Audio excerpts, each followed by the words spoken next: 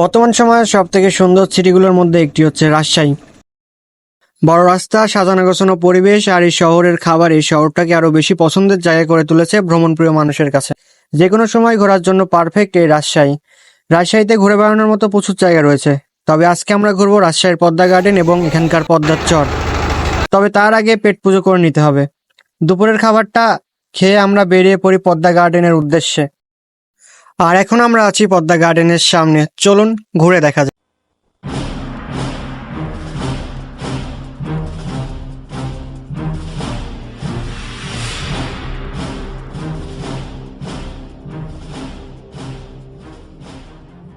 এটা হচ্ছে মুক্ত মঞ্চ, আর এখন দুপুর 3টার মতো বাজে, আর তাই এখনো তেমন একটা মানুষের ভিড় নাই।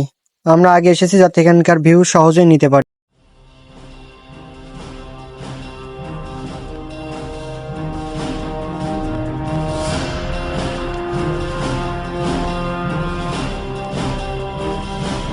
মুক্তমঞ্চ ঘোরার পর এখন আমরা যাব এখানকার চরে, তবে তার আগে এই সুন্দর কফি শপটার সামনে পড়ে, তাই ভাবলাম ঘুরে নি এখান থেকে। কফি খেয়ে বেরিয়ে পড়ি পদ্মার চরের দিকে, আর এটাই হলো পদ্মার পাড়।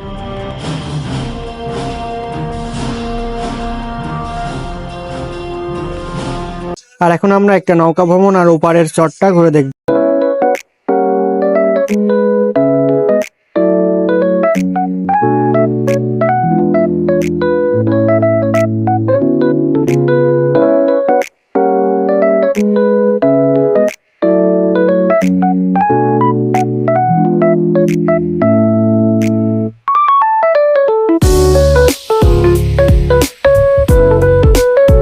একটা শহর কখনো বিল্ডিং বা রাস্তায় ধরা যায় না। রাজশাহী মানে শহর, এর প্রকৃতি আর এর বিশাল পদ্মার চর। কিছুক্ষণ চরে ঘোরাফেরা করার পর আমাদের ফেরার সময় হয়ে গেছে, আর আমরা নৌকায় করে পাড়ে ফিরতে শুরু করি। এই জায়গাটা একদম অন্যরকম, সামনে বিশাল নদী, চারপাশে বালির চর, আর বিকেলে হলে মনে হয় যেন সময় এখানে থমকে গেছে। পাড়ে ফিরে আমরা এখান থেকে বের হওয়ার জন্য হাঁটা ধরি। আর এখন বাজে বিকেল 5:30-এর মতন, আর চারদিক থেকে প্রচুর মানুষ এখানে ঘুরতে আসছিল। তবে আমাদের হাতে আর বেশি সময় ছিল না, তাই আমরা ফিরে আসতে থাকি স্টেশনের দিকে।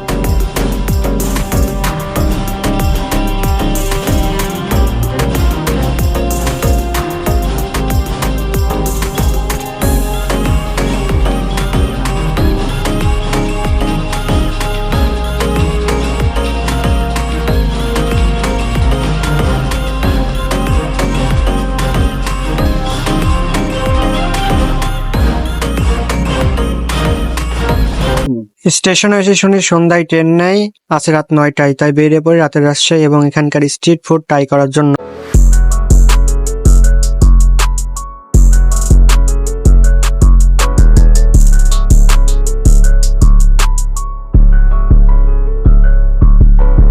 ঘুরতে ঘুরতে আমাদের ট্রেনের সময় হয়ে গেছে, তাই আজকের মতন বিদায় দিয়ে দিলাম রাজশাহীকে। ভাই রে ভাই, অনলাইন রেজিস্ট্রেশন না থাকার কারণে টিকিট দেয় নাই, আর তাই জন্য দাঁড়াই থেকে কষ্ট করে এবং টিটি থেকে পালাই পালাই আসছিলাম, যেটা কোনোদিন করি। তবে আমার ফ্রেন্ডের আবার বহুত সাহস, নিজেই শুনেন কি বলেছে। মনে হয় আমাদের টিকিট না, এদের টিকিট। আর সময় কবদখর টিকিট কেটেছিলাম, না সরি কি ঠাকুরদার লেখা কেন, কবদখর টিকিট কেটেছিলাম, তো মিস হয়ে গেছে আমার ট্রেনটি, টাকা দিয়ে আসছি। ব্যাপার না, যারা তবে যদি টিটি আসে সমস্যা নাই তো, কারণ আমার দুটো পদ আছে, কিন্তু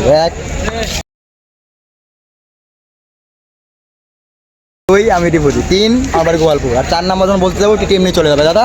হ্যাঁ ঠিক আছে, চলে আসছি ফ্রি টাকা। তো ফাইনালি এখন রাত 11টা বাজে, আর এখন আমরা পৌঁছালাম আব্দুলপুর স্টেশনে। এখান থেকে আমাদের বাই রোডে যাইতে হবে। এই ছিল জানি জাটের প্রথম পর্বে। আজকের মতো বিদায়, দেখা হবে পরের পর্বে। আলবিদা।